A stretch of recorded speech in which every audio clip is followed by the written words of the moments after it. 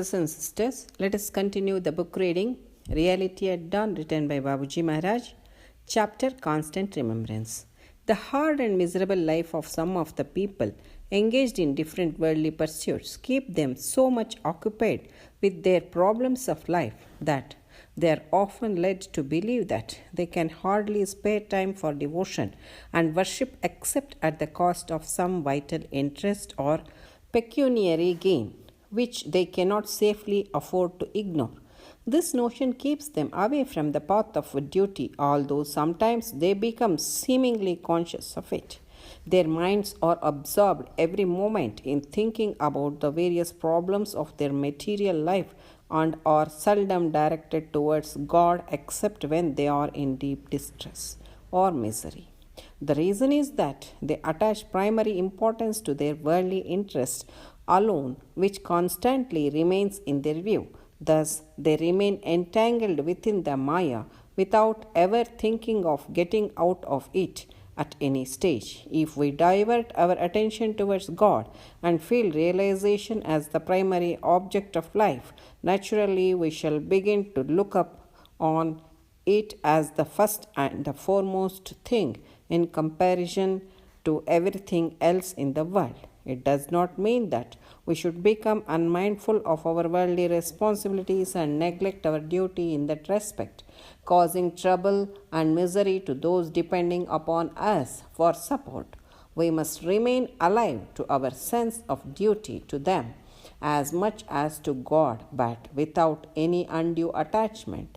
For this, we must snatch a few minutes from our hours of rest, preferably at bedtimes, and pray to God with a sincere heart for His guidance and support on the path of duty. If we do it regularly with a heart full of love and devotion, the prayer shall never go unheard. Here, Babuji Maharaj is giving us the excellent solution for our present day living problem. That is, the hard and miserable life of most of the people who are engaged in these worldly pursuits, that is in different jobs, businesses, etc., which keeps them so much occupied with their problems of life, and that they are often led to believe that they can hardly spare time for devotion and worship except at the cost of some vital interest or pecuniary gain, which they cannot safely afford to ignore.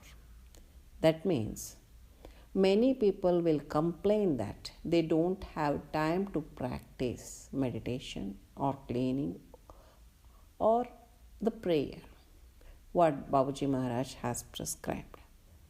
Why? Because of their busy schedule. Because they have to go to office or do some business or some other occupation. Or for some housewives, they complain that they are busily engaged in their household works. So it is not possible for them to be regular in their practice.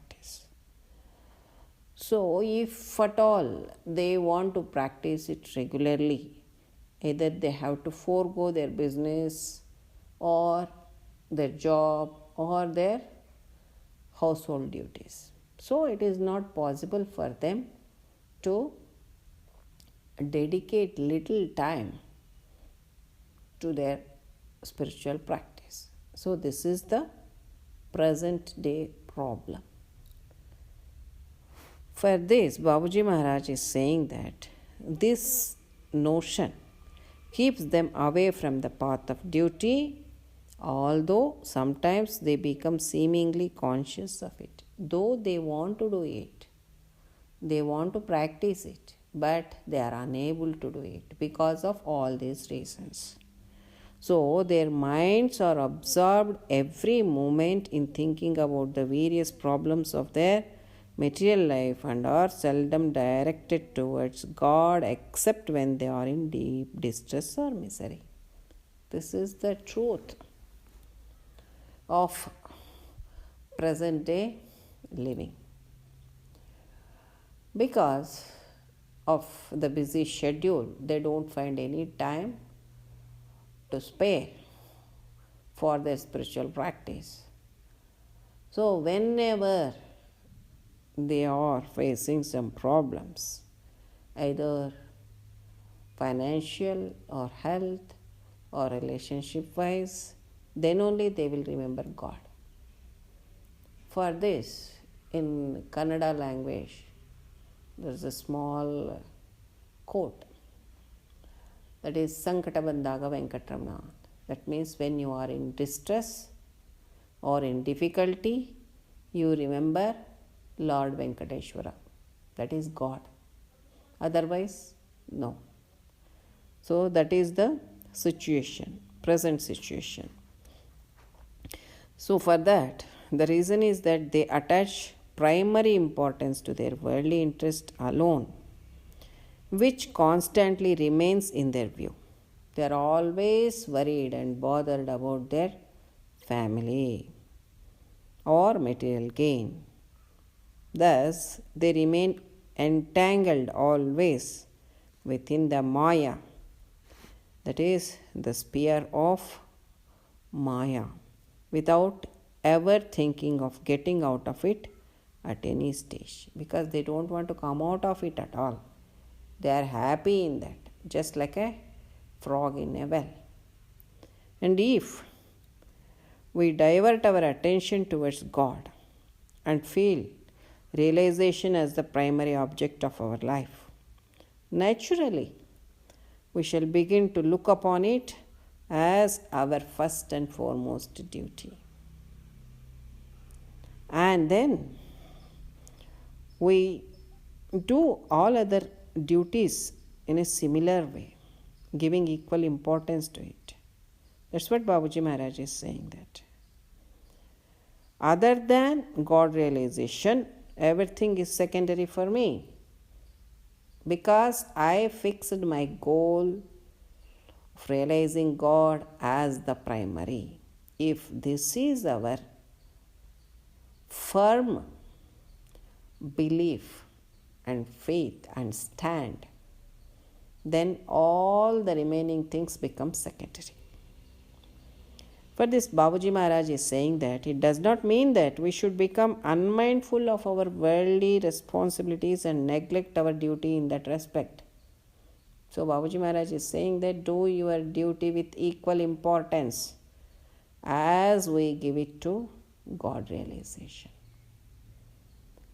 So you should never neglect your responsibility and cause trouble to your family members and make their lives miserable who are depending upon you. So we must remain alive to our sense of duty to them as much as to God, but without any undue attachment. This is very, very important. How it happens? Undue attachment is not at all possible. Many people will say that. But it is possible.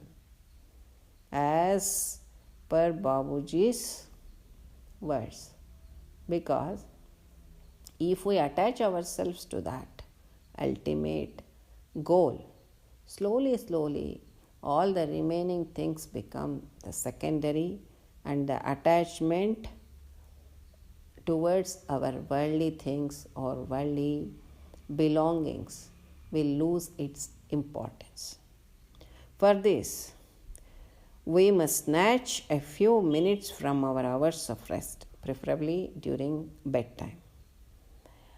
And if we pray God with a sincere heart for His guidance and support on the path of duty, seeking His help, O God, as I am entangled in this family, in this bondage of world, just help me to overcome this and to reach up to you.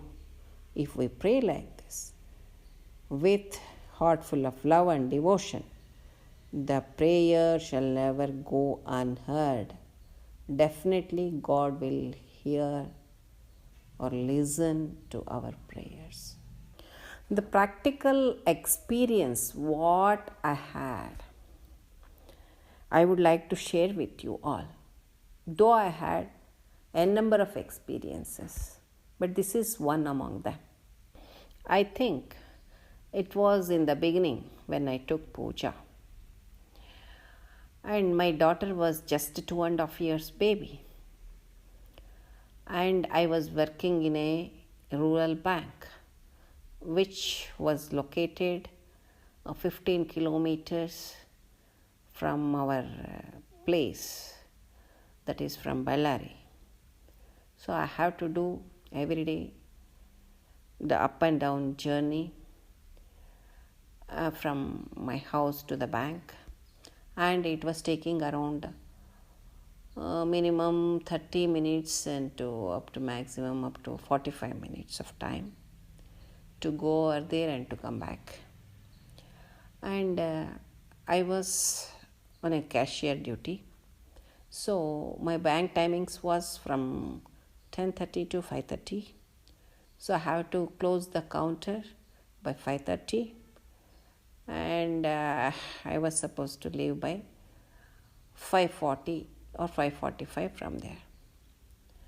So my wish is to attend the satsangs during Tuesday and Thursday as well as on Sunday also. Sunday no problem, it is a holiday, so I can make it possible. But during Tuesdays and Thursdays, it was very hectic and tough to attend the satsang, because if I leave there by 5:45, I was reaching my house by 6:15 or 6:20, and I have to take care of my daughter. But of course, she was under the personal care of my mother. So as soon as I reached my home by 6:15, just I used to fresh up, and again I start for satsang. And I used to reach there 5 minutes before the commencement of satsang, or just in time, or 5 minutes late also. For that also, I received remarks from our elders. But still, my aim, my motto is to attend the satsangs. That's it. Okay. Why I am telling all these things is that because I prayed Babuji Maharaj to provide me an opportunity to attend all the satsangs, my prayers were heard by him, and somehow he made the circumstances and situations conducive to attend the satsangs. So why I am telling this is that many of our brothers and sisters are facing the problem till today. For them, this is the practical example. If sincerely they pray Babuji Maharaj, definitely they will be provided with the opportunity to attend each and every satsang without any fail. Until and unless some extraordinary problems exist. So, with this, I conclude today's satsang. Pranams, Namaste.